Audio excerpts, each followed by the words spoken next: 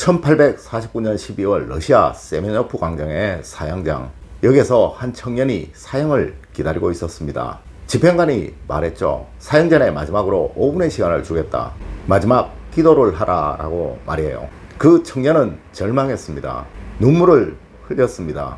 이제 내 인생이 5분 뒤면 끝이구나. 과연 나는 이 5분 동안 무엇을 할 수 있을까? 먼저 그는 가족과 동료들을 위해 기도를 했습니다. 그 후 2분이 지나고 그 청년은 주변을 돌아보았습니다. 이 매서운 칼바람도 이제 더 이상 느낄 수 없겠구나. 나의 맨발에 전해지는 이 차가운 러시아의 냉기도 더 이상 느낄 수 없겠구나. 더 이상 볼 수도 만질 수도 없겠구나. 모든 것이 아쉽구나 라고 한탄을 하면서 세상의 소중함에 대해서 눈물을 흘렸습니다. 드디어 시간이 되고 사형 집행이 시작되었습니다. 그 순간 청년은 생각했죠. 살고 싶다. 조금만이라도 더 살고 싶다. 뺨에 눈물이 흘렀습니다. 이 순간 형 집행을 정지하라는 명령이 내려왔고 그는 가까스로 죽음의 문턱에서 살아날 수 있었습니다. 사형 대신 유배를 보내라는 황제의 급한 명령이 있었기 때문이죠. 이 죽음의 문턱에서 돌아온 그는 동생에게 편지를 썼습니다. 지난날 실수와 게으름으로 세월을 허송하며 보냈던 것을 생각하니 심장이 터질 것 같다고 말이에요. 인생은 신의 선물이며 매 순간순간이 행복이었던 것을 후회하면서 말이죠. 그리고 맹세했습니다. 이제 내 인생은 바뀔 것이다. 다시 태어날 것이다 라고 말입니다. 그 후 그는 유배생활 내내 시간 낭비하는 것이 아까워 종이 대신 머릿속으로 소설을 썼고요. 이 쓴 모든 것들을 외워버리기까지 했다고 합니다. 네, 이 사람이 바로 러시아의 대문호 도스토예프스키입니다. 이 사람도 죽음 문턱에서야 비로소 삶의 가치를 깨달았다는 거예요. 이렇듯 우리는 이 수많은 시간을 그저 모두에게 주어진 아무런 가치 없는 것인 듯 그냥 낭비하고 살아갑니다. 하지만 그것이 얼마 남지 않았다는 것을 깨닫고 나면 진정 눈물을 흘리면서 후회를 한다는 거예요.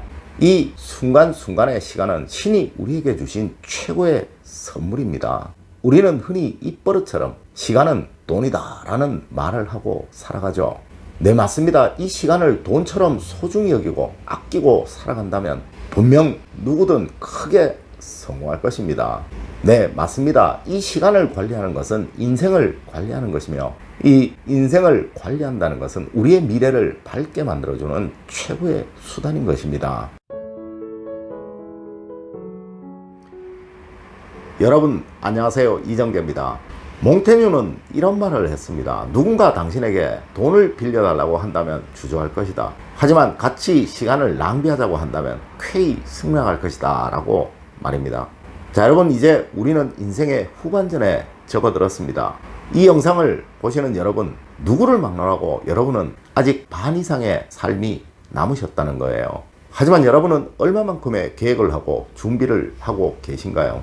또 앞으로 삶을 위해 대비를 하고 계신가요?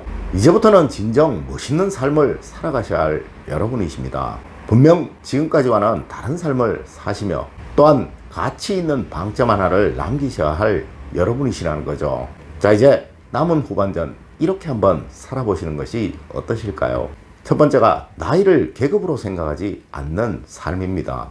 우리 조상님들 3인행이면 필류아사라고 하셨고 3살 먹은 아이에게도 배울 것이 있다면 배워야 한다고 하셨습니다. 나이가 조금 많다는 것은 단지 내가 그들보다 경험을 더했고 조금 더 살아왔다는 징표일 뿐입니다. 이것은 결코 계급이 아니고요.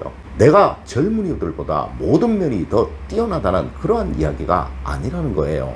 앞으로의 남은 삶, 젊은 그들과 경쟁해야 되며 부딪혀야 할 것입니다. 그들에게는 패기와 젊음이라는 것이 있고요. 또한 여러분에게는 연륜과 경험이라는 무기가 있습니다.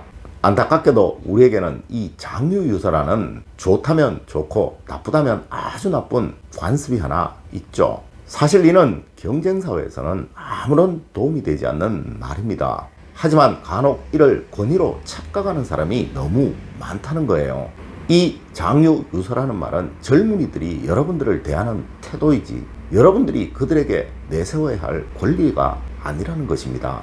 아마 여러분들이 젊은이들과 경쟁을 통해 확실히 우위를 점할 수 있는 것은 연륜을 통해 생긴 경험과 인내심일 것입니다. 그동안 세상 풍파를 겪으시면서 내 맘대로 안 되는 일들이 더 많고 성급하지 않고 한 템포 죽이면서 세상에 반응하는 것이 더 이롭다는 그 이치를 깨달으신 것일 겁니다. 남은 인생의 후반전 젊은이들과 경쟁하시면서 살아가기 위해서는 이 지혜는 살리시고 그저 어거지로 젊은 것들이 뭘 안다고 나이도 어린 것들이 하는 식의 생각은 버리셨으면 합니다. 그래야 진정 어른으로 대접받을 것이고 같이 어울리면서 살아갈 수 있을 것입니다. 두 번째로 무엇인가 계속 배운다는 겁니다. 여러분, 늙는다는 것은 과연 무엇일까요? 또한 노인이라는 말은 무엇일까요? 단지 나이만 먹으면 노인이고 늙은이일까요? 아닙니다. 진짜 늙었다는 것, 노인이라는 것은 더 이상 도전하지 않고 세월에 순응하며 무료하게 시간을 보내는 사람이 듣는 소리라는 거예요. 우리 인간 세상의 모든 업적 중에서 70% 이상은 60대 이상의 사람들이 만들어냈다는 거 절대 잊지 마시기 바랍니다. 취미를 가지십시오. 특기를 가지십시오. 평생 무엇인가 돈벌이를 할 수 있는 것을 찾으시고 이를 위해 무엇인가 배우려고 하십시오. 이를 열정이라고 합니다. 열정이 있는 자는 누구든 젊은이이고 또한 청춘입니다. 우리의 후손들, 현재를 살아가는 젊은이들, 이러한 여러분들을 존경할 것이고 또한 대우할 것입니다. 괜히 나이만 먹었다고 대우받는 것이 절대 아니라는 거예요. 존경과 대우를 받기 위해서는 존경과 대우를 받을 행동을 하셔야 한다는 것이죠. 세 번째로 누군가에게 진정한 버팀목이 되어주는 삶입니다.